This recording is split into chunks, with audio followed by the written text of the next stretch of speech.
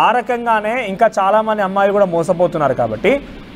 మీ లక్ష్యం అత్యాచారాలపైన అఘాయిత్యాలపైన అమ్మాయిలపై జరుగుతున్న అరాచకాలపైన కాపాడాల లక్ష్యం ఉంటే వర్షిని ఒక్కరే కాదు అందరూ ఉన్నారు ఈ అందరి విషయాల్లో కూడా ఆ రకంగానే కఠినంగా వ్యవహరించాలనే ఆలోచన కానీ వ్యవహరిస్తాను కూడా నేను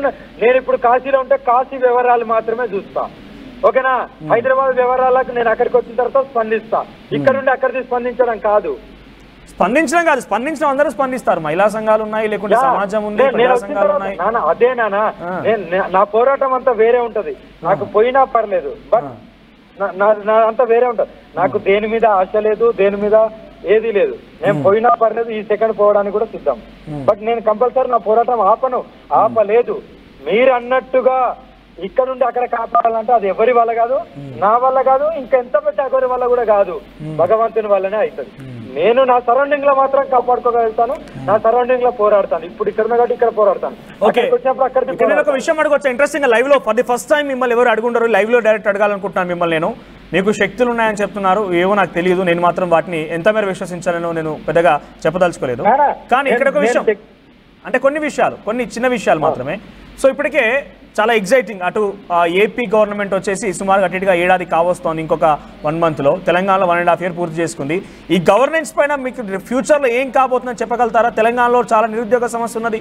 విద్యార్థులు నాకు ఈ రాజకీయాలలో ఇలాంటి రాజకీయాలు కాదు ఫ్యూచర్ ఏంటి ఎలా ఉండబోతోంది ఐ డోంట్ కేర్ ఇన్ రాజకీయాలు అదే మనం ఏమంటారు రాజకీయాల గురించి చెప్పదలుచుకుని రాజకీయ దరిద్రం గురించి నేను మాట్లాడలేను ఓకేనా నాకు వద్దు కూడా రైట్ బర్డ్ ఫ్లూ అనేది ఒకటి పెద్ద వ్యాప్తంగా తెలుగు రాష్ట్రాల్లో పెద్ద ఎత్తున సంచలనంగా ఉంది అది ప్రజల ఆరోగ్యానికి సంబంధించిన అంశం ఇక్కడ రాజకీయం లేదు ఇక్కడ ఈ బర్డ్ ఫ్లూ అనేది ఎప్పుడు తగ్గుతుంది ప్రజలు దాని నుంచి ఎప్పుడు బయటపడవచ్చు బర్డ్ ఫ్లూ అనేది తెలుగు రాష్ట్రాల్లో పెను వ్యాధిగా ఉండిపోయింది సో అది చాలా ప్రభావం చూపిస్తోంది సామాన్య రైతులని ఇబ్బంది పెడుతోంది ప్రజల్ని కూడా ఇబ్బంది పెడుతోంది ఈ వ్యాధి ఎప్పుడు తగ్గే అవకాశం ఉంది మీరు ఎప్పుడైనా సరే అదా ఏదైనా ఏ వ్యాధి అయినా కొన్ని రోజులు మాత్రమే వ్యాపిస్తుంది దాని తర్వాత ఏ వ్యాధి అయినా ఎంత పెద్ద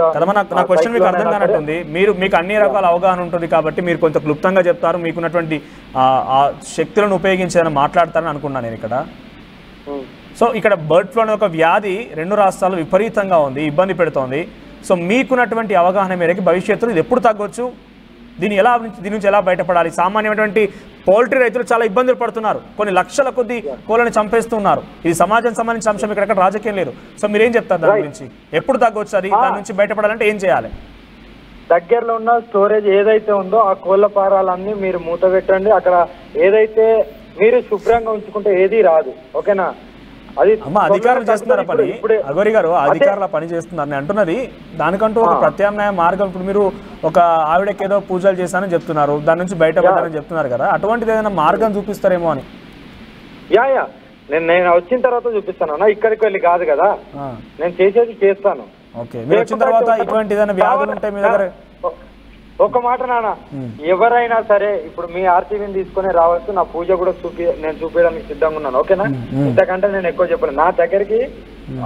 ఫస్ట్ మీరు నా దగ్గరికి ఎవ్వరు రావద్దు కూడా భక్తులను తీసుకురావద్దు ఆర్టీవీనే రమ్మను మన ఆర్టీవీ వాళ్ళే రండి నా పూజతో నేను ఏంటో నేను నిరూపించుకుంటాను ఓకేనా ఓకే ఫైనల్ గా ఎప్పుడు రాబోతున్నారు హైదరాబాద్ కి ఇంకో 20 days పడతాను నా వచ్చినాక బ్యాంక్ స్టేట్మెంట్లు అన్ని కూడా చూపిస్తానన్నారు ప్రజలకు చూపించాల్సిన అవసరం నేను ఇవ్వడానికి రెడీ నాన్న నేను ఇస్తాను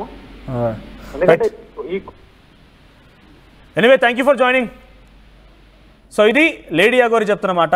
తనకు ప్రభాస్ ఇంటి పక్కన విల్లా ఉందని చెప్పి వర్షిని తల్లిదండ్రులు చెప్పారు అనేక సందర్భాల్లో కూడా సోషల్ మీడియాలో వైరల్గా మారింది తనకి నిజంగానే విష్ణు చేస్తున్న ఆరోపణలు నిజమేనంట ఒక పెద్ద ఆవిడ ఇంట్లోకి ఆయన అగోరి వెళ్ళి పూజలు చేస్తే 10 లక్షల రూపాయలు ఇచ్చారంట ఆయన మద్యం సేవించడం కూడా నిజమేనట ఇలా చాలా సంచలనమైన ఆరోపణలు కూడా ఒప్పుకుంటూ ఆయన ఒక స్టేట్మెంట్ ఇవ్వడం జరిగింది ఆర్టీవీతో సో త్వరలోనే 20 రోజుల్లో హైదరాబాద్ రాబోతున్న వచ్చిన తర్వాత ఆయన బ్యాంక్ స్టేట్మెంట్ కూడా ఇస్తారట నిజంగానే